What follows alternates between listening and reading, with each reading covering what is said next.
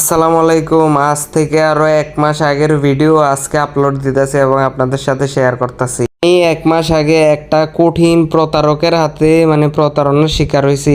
হ্যাঁ, আমার ফোন দিয়া 2 দিন লাগাইয়া কনফার্ম করছে 600 ফুট পাকশির যে যমুনার আস্তর বালুটা, ওই বালুটা ড্রাম টাক দিয়া কুমিল্লা আমাদের পুলিশ লাইনের ভিতরে মালটা পড়বো কইয়া গাড়িটা পুলিশের টনস্টেবলের লগে হ্যাঁ কথা টথা কইয়া গাড়িটা ঢুকাই দিছে এবং হ্যাঁ কইছে যে আনলোড করার সময় বা হ্যাঁ উপস্থিত থেকে গাড়িটা রিসিভ করবো, টাকা টুকা পেমেন্ট করব।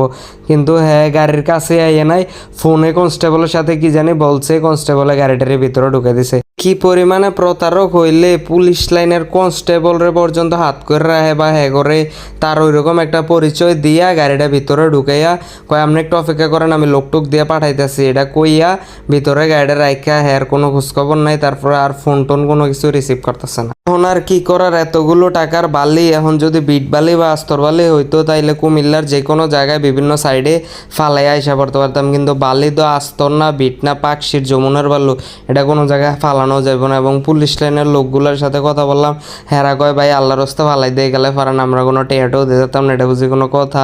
কয় ভাই আমরা অর্ডার দিই নেই, আপনি যার দ্বারা আইসেন তার ধরেন। এবং হ্যাঁ এত পরিমাণে গভীর প্রতারক, আমগো এই যে শাসনগাছা ফ্লাইওভারের আগে দিয়া অনেকগুলো পুলিশে গাড়ি ধরে, দিনের বেলা গাড়ি ঢুকাইলে শহরের ভিতরে এবং পুলিশ লাইনের সামনেও গাড়ি ধরে। হ্যাঁ বলে পুলিশগুলো বইলা রাখছে, এই কারণে আর গাড়িটারি ধরে নাই।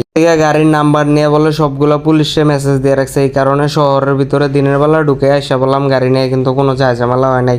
যাক, এই প্রতারকের বিচার আল্লাহ করুক। এবং কুমিল্লা শহরের ভিতরে বা কুমিল্লা টাউনের ভিতরে যদি আমাদেরকে গাড়ি ভাড়া বা গাড়ির জন্য ফোন দেওয়া হয়, আমরা ডাইরেক্ট না করে দেই। কারণ আমাদের দাউদকান্দি বা এই সাইডের কম বেশ প্রত্যেকটা ড্রাইভার বা প্রত্যেকটা যারা বালির ব্যবসা করে বা যারা ব্যবসার সাথে জড়িত, এই কুমিল্লা শহরের নাম কইয়া এদিকে এই বংশং কইয়া অনেক টাকা মারি দিছে এবং অনেক লস করাইছে।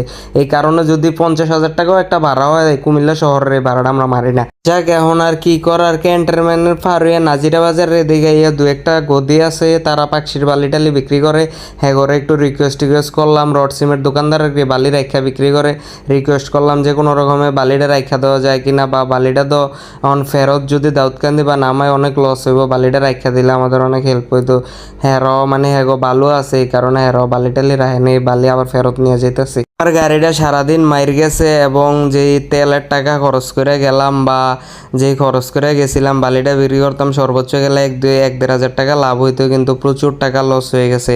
যাক, যে প্রতারণাটা করছে তার বিচার আল্লাহ করুক। তারা তো ধরার মতো আমার সাধ্য নাই, চেষ্টা করছিলাম ধরার, তার নামে মামলা করতে হইব নাম্বারের নামে।